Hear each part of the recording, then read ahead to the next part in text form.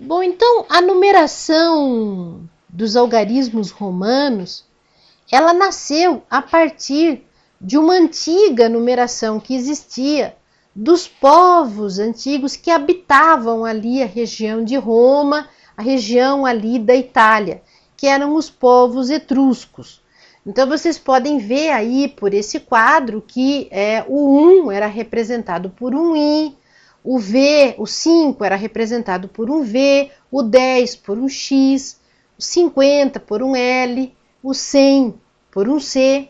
Mas as letras, elas não eram assim tão bem feitas, tão bem desenhadas, né? Elas eram um pouco variáveis.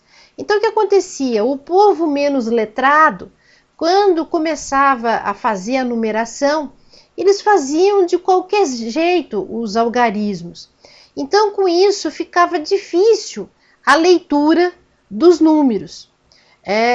Confundiam as pessoas, né? Essa leitura dos números via etruscos. Então o que os romanos fizeram? Eles decidiram então padronizar. Então eles fizeram tudo retinho e continuaram. O I igual a 1, o V igual a 5, o X igual a 10, o C igual a 100, mas porém tudo mais reto.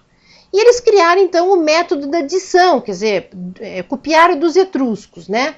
II igual a 2, III igual a 4, VIII igual a 9, o 10 continua o X. Então isso seria o método da adição. Só que o 4 ficava muito comprido, o 9 também ficava muito comprido. Então eles criaram o método da subtração para alguns números. Por exemplo, o 4, que ficou IV, né, que é o 4, ou IX, que é o 9. Então com isso eles conseguiram reduzir um pouco o tamanho do número, né? Esse é o método então da subtração. Só que o que acontece? O I e o V do 4 ficou um problema. Porque em latim, a letra J se escreve como um I e a letra U se escreve como um V.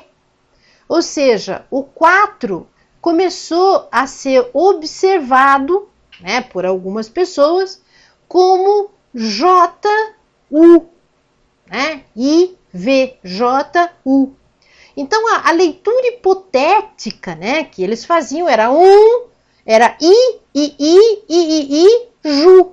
Ju do deus pagão, Júpiter. Então a Igreja Católica, na época da Inquisição, isso na Idade Média, né, a partir de 1400, 1500, obrigou que os relógios então tivessem o algarismo 4 representado por 4 Is. I, para evitar então o